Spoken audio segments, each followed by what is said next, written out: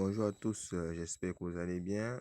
Aujourd'hui, nous allons débuter par notre formation en gestion et en management de la maintenance industrielle. Et conformément au programme, nous débutons par le module 1, la fonction de maintenance. Et nous connaissons 1 qui part de la fonction maintenance ou encore la fonction d'un service maintenance. Nous débutons donc par une généralité, c'est-à-dire la définition. Selon la norme NFEN 13306, qui définit la maintenance comme l'ensemble de toutes les actions techniques, administratives et de management durant le cycle de vie d'un bien destiné à le maintenir ou à le rétablir dans un état dans lequel il peut accomplir la fonction requise. Derrière, lorsqu'on parle des actions techniques, on parle de ce que nous faisons généralement, c'est-à-dire la réparation, les démontages, les contrôles et tout cela, ce qu'un technicien peut être capable de faire.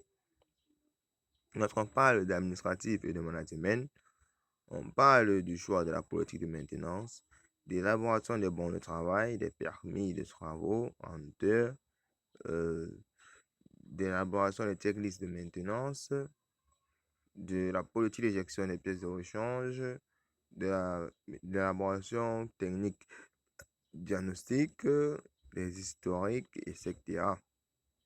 Et on parle de maintenir ou à le rétablir, parce que lorsqu'on parle de maintenir, on fait allusion à la maintenance préventive, et rétablir, on fait allusion à la maintenance corrective. Vous voyez donc cette définition englobe tous les aspects de la maintenance. Et la fonction requise d'un bien est la fonction principale de sa mise en service. Par exemple, pour un moteur, sa fonction requise, c'est de produire un mouvement mécanique de rotation. C'est-à-dire, tant qu'un moteur ne réussit pas à nous faire cela dans les bonnes conditions, alors il n'est pas apte. La fonction maintenance en entreprise, donc, a pour but de garantir la disponibilité des équipements de production au coût optimum. Optimum ici diffère de maximum et de minimum. On parle d'optimum en fonction des choix de l'entreprise. Par exemple, l'entreprise veut minimiser les coûts de maintenance, mais elle a un temps de fonctionnement précis.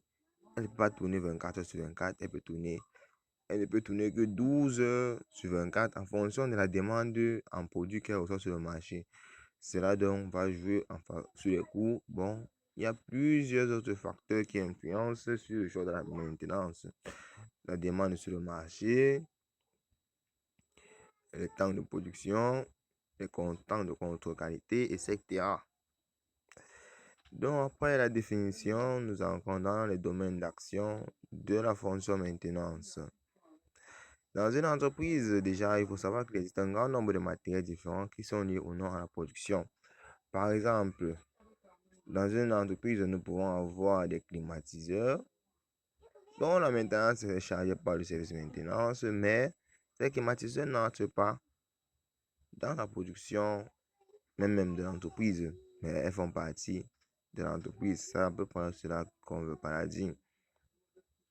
Et pour ça, donc, vous voyez, l'entreprise, il y a une polyvalence de techniciens, c'est-à-dire techniciens différents, électriciens, mécaniciens, pneumaticiens, hydrauliciens, et les capacités d'adaptation, donc s'adapter à tout type de système. Maintenant, quelles sont les actions qui constituent souvent le quotidien d'un maintenancier? La maintenance préventive et corrective des systèmes à sa charge, les travaux d'installation et de mise en route des matériels neufs. Par exemple, nous avons les pièces détachées d'une nouvelle machine qui est arrivée. Ça peut être une moto, ça peut être